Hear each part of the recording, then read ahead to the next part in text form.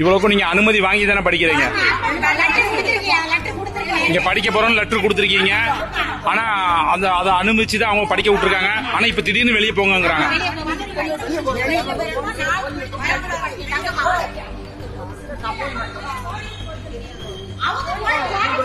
அந்த ஈஓ அம்மா வந்து இங்க ஏதாவது பேசுறாங்களா?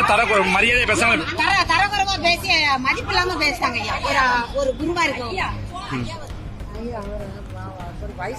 வயசுக்காவது மரியாதை கொடுக்காண்டமா. ஒரு 75 வயசு மனுஷன் ஒரு குருவா இருக்கு எங்களுக்கு நடக்குது.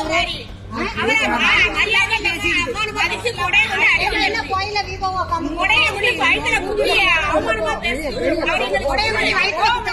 கொடைய கொண்டு வயிற்றுல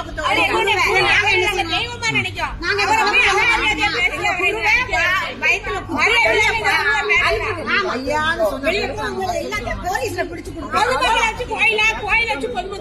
பொதுமக்கள் இல்லன்னா எல்லாரும் வெளியே போய் சொல்லிட்டா யார் சாமி கூட வர முடியும்? யார் சாமி கூட வர முடியும்? அப்பா மட்டும் பொதுமக்களை உங்களை யார் உள்ள விட்டு பொதுமக்களை கும்பிடுறதுக்காக